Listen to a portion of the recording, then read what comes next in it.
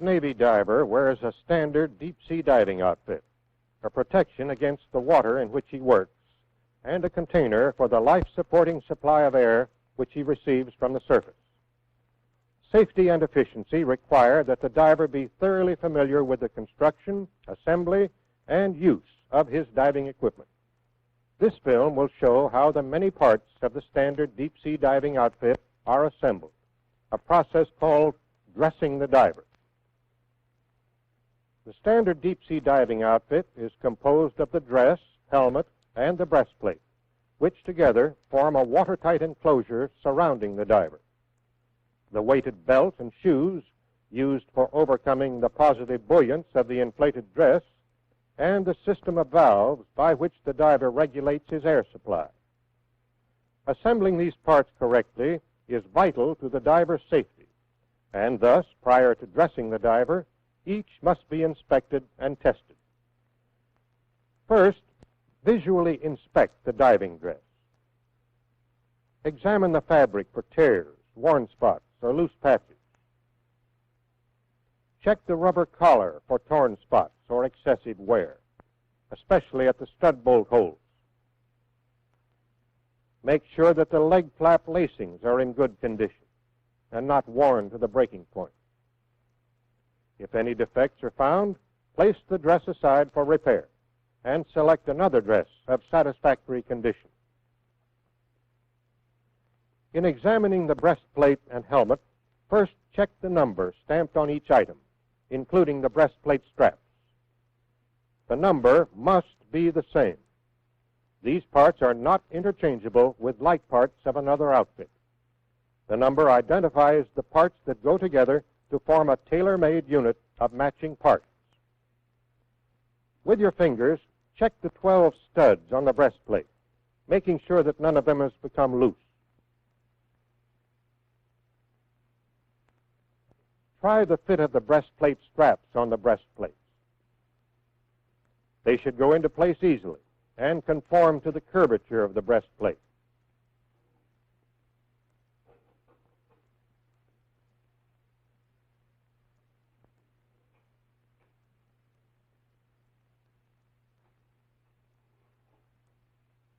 Notice that to avoid mix-ups, the front straps are clearly labeled.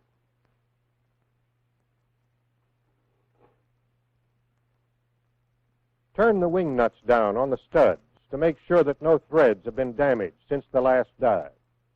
The copper and brass of which the outfit is made are relatively soft metals. Being soft, the threads are susceptible to damage from careless handling. Notice that 4 of the wing nuts have heavy flanges. These go on the studs where the ends of the breastplate straps join each other. Look for worn areas in the breastplate lanyards. If there's any doubt, replace them. Remember, these lanyards secure the all-important air hose and lifeline. The leather gasket recessed into the top of the breastplate makes a seal between breastplate and helmet. Make a visual inspection for tears in the leather and for cleanliness. Dirt or debris could prevent proper seating of the helmet, thus causing leakage. Apply a light coating of neat's foot oil to the gasket. This will keep the leather soft and pliable so that it makes a good seal. Now, double-check the helmet gasket by fitting the helmet to the breastplate.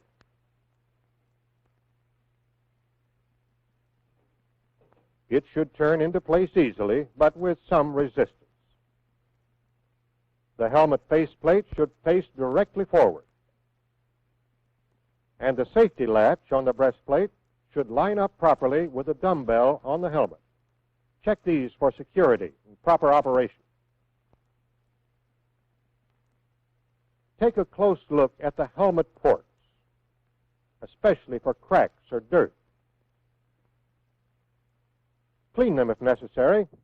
Underwater visibility is seldom good, and dirty ports would further reduce the diver's vision. The faceplate is the only viewing port that opens. Check the condition of the rubber gasket and the operation of the hinge and swiveled wing nut which clamps the faceplate against the gasket. Make sure the cotter pin is in the hinge pin and secure. The two goosenecks at the back of the helmet are extremely important. This one admits the diver's air supply, and this one secures his combination lifeline and communications cable. Be sure they have not been knocked loose and that the threads are clean and undamaged.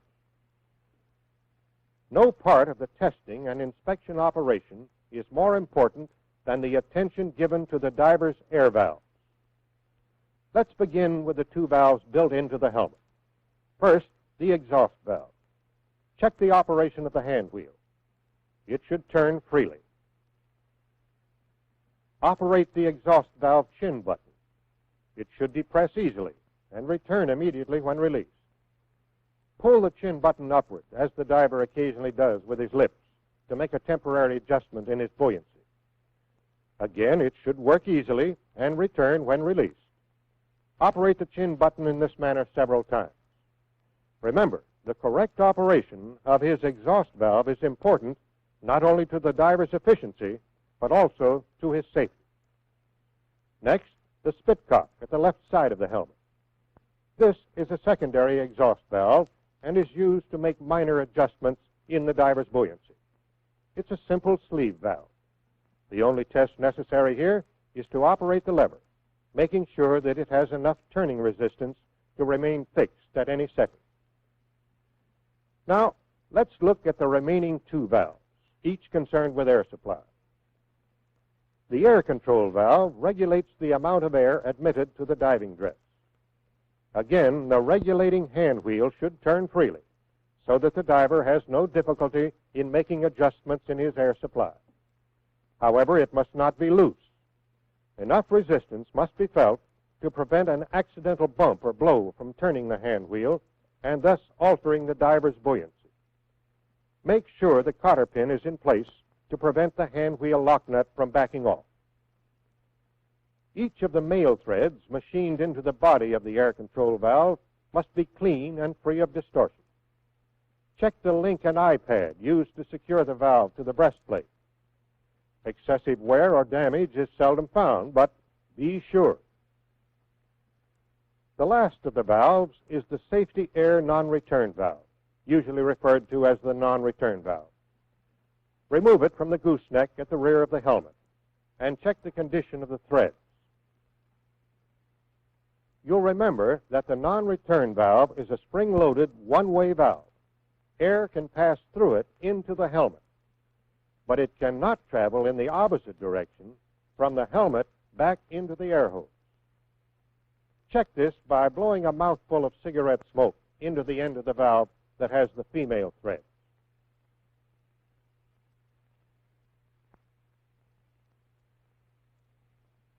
No air or smoke should pass through the valve. If it does, discard the valve and use another. There are two types of non-return valves in use. This newer type has a heavier spring inside, and the valve body is made in two pieces rather than one. The test is the same. Smoke blown into the end of the valve having the female threads should not pass through. Remember, this is one of the diver's most important safety devices. Never omit this test. Be positively sure the non-return valve is in perfect working order. Now reinstall the non-return valve on the helmet gooseneck. Next, carefully examine the belt, shoulder straps, and jock strap. Look for tears, nicks, worn areas, or elongated buckle holes. Treat these items occasionally with a coating of neat's foot oil, well rubbed in. In addition, the tensile strength of these leather items should be periodically checked in this manner. A buckle is secured to the overhead, and the item to be tested run through the buckle. If the belt, shoulder straps, or jock strap can support the weight of a man weighing 160 pounds, its condition is satisfactory. To complete the testing and inspection process, check the diver's wrist straps and shoes for excessive wear and tear. Apply neat's foot oil if necessary. Be sure the shoe lacings are not frayed where they pass through the eyelets. If there's any doubt in your mind about the condition of any item of the diver's equipment, check it out with the diving officer or diver in charge. It's better to ask a question than to take a chance on the safety of a human being.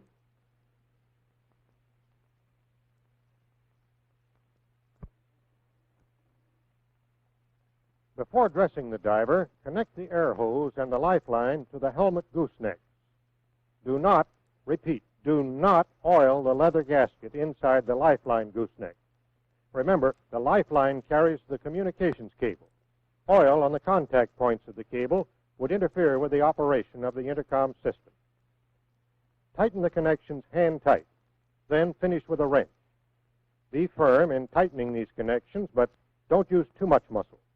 Stripped threads might get the diver into serious trouble. Check the air supply by opening the air control valve. You'll be able to hear the air rushing into the helmet. Dressing the diver is mainly the work of two men, the diving tenders. They are supervised by the diving officer or the diver in charge and assisted, where possible, by the diver himself. The diver is prepared for diving by donning one or two sets of diver's underwear, his choice determined by the temperature of the water and the amount of physical activity required by the job. To begin the dressing process, the diver slides feet first into the diving dress, the tenders assisting in drawing it up. The diver helps by worming his arms into the sleeves as the tenders work the dress over his shoulders. The diver assumes this bent-over position so that the tenders can conveniently lace up his leg flaps.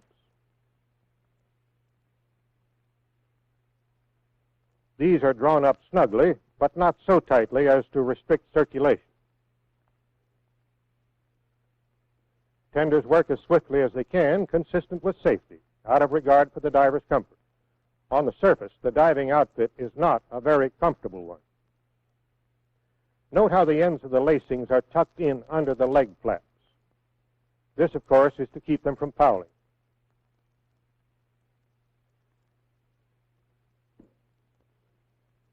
Tenders steady the diver as he steps into his shoes.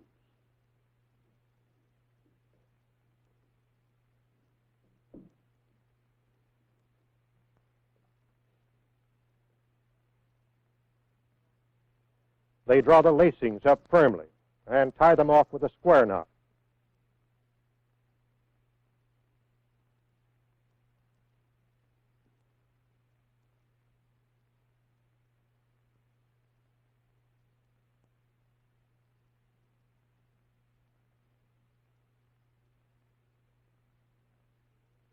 Straps go over the ends of the lacing, again to avoid fouling.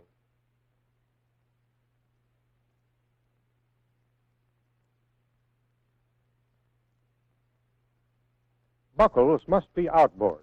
If they were inboard, they might snag on each other and trip the diver.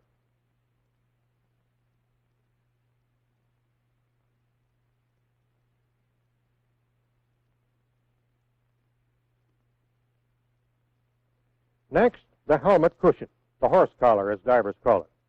This is an optional item. Some divers use it, some don't. All divers, however, should learn its use. It's a pad to protect the diver's shoulders and simply slips over his head. One tender works the horse collar under the bib of the dress, while the second tender gets the breastplate.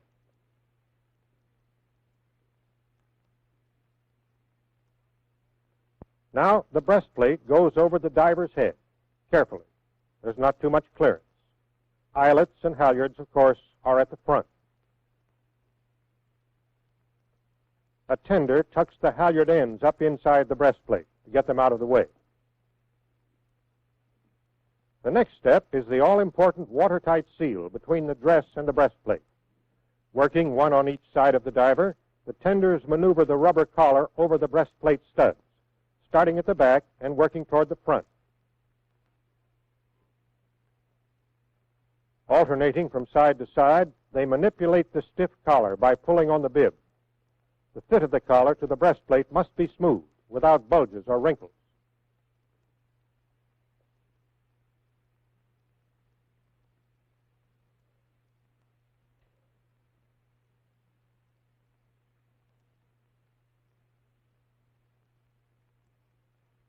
A copper washer goes over the bottom front and bottom rear studs and over the top right and top left studs.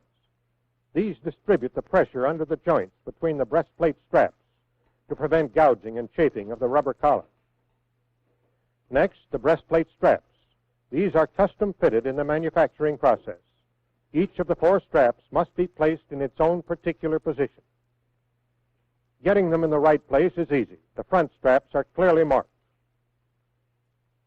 The tenders now install the 12 wing nuts on the breastplate studs, being sure the flanged wing nuts are over the strap joints, and hand tighten each one.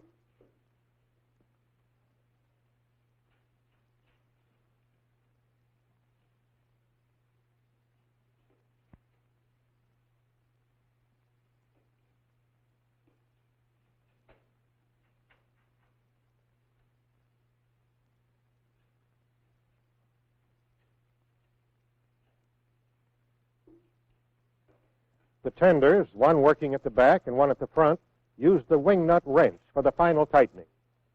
Notice the grasp the front tender has on the top opening of the breastplate. This is to protect the diver's chin, as the torque of tightening the wing nuts causes the breastplate to tilt and twist.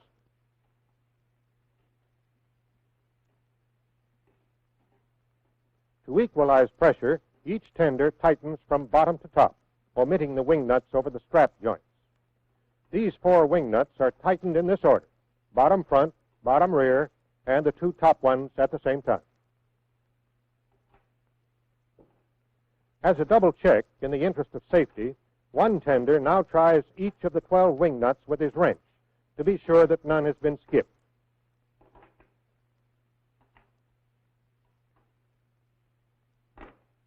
Now he removes the wing nut on the longer stud at the left front of the breastplate, where the eye-pad of the air control valve will be secured.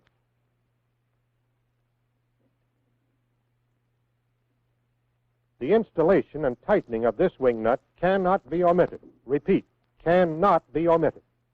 It must be installed and tightened in the proper sequence in order to make a tight waterproof seal between the dress and the breastplate. To protect this exposed stud, the diver covers it with his left hand.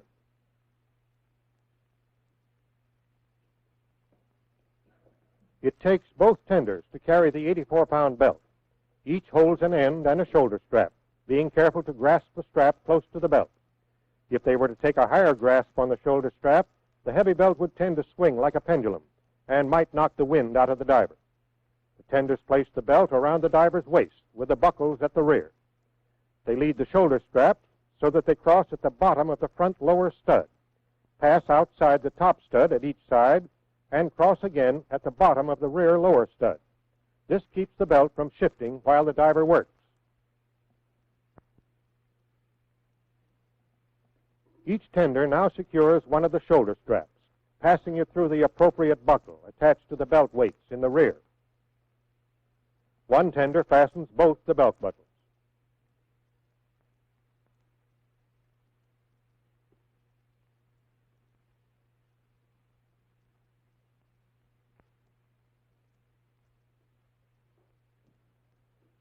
The diver stands, and the other tender passes the jock strap between his legs. Pulls it comfortably tight as the diver bends and straightens to check the fit. Fastens the buckle and tucks the loose end of the tongue out of the way.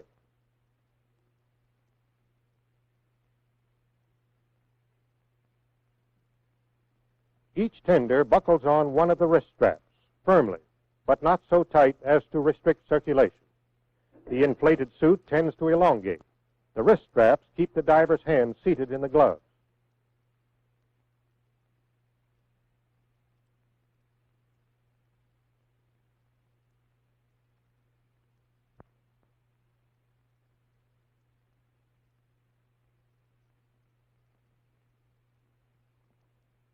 The helmet is the final item to be fitted in dressing the diver. The air hose and lifeline are already attached. To keep these out of the way, the tender leads the air hose over the top of the left port and the lifeline over the right. He lifts the helmet by grasping the side ports. The helmet is hard and heavy, so the tender places it over the diver's head gently. He positions it so that the faceplate faces a little to the diver's left. When turned into place, the faceplate of the helmet should face directly forward, and the marks scribed on the helmet and the breastplate should be aligned, or nearly so. The faceplate is open now, so the diver can breathe and talk until he is ready to go over the side. The dumbbell is dropped into place, the safety latch closed and secured with a cotter pin. The air hose is passed under the diver's left arm, and a tender slips the iPad of the air control valve over the long stud of the breastplate. He reinstalls the wing nut now, using the wrench to tighten it firmly.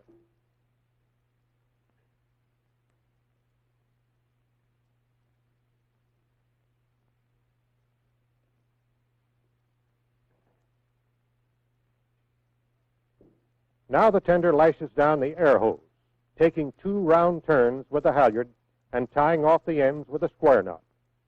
In doing this, the tender takes care to ensure that the air control valve hangs conveniently to the diver's left hand for easy adjustment.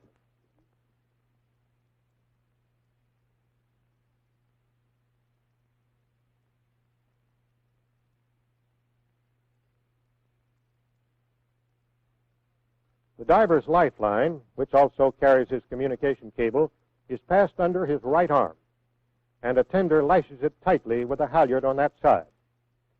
He again takes 2 round turns with a halyard and ties it off with a square knot.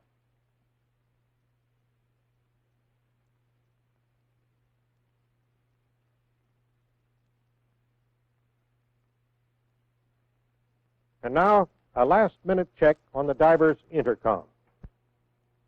Topside, Red Diver. How do you hear me? Red Diver, topside. Hear you loud and clear. How me?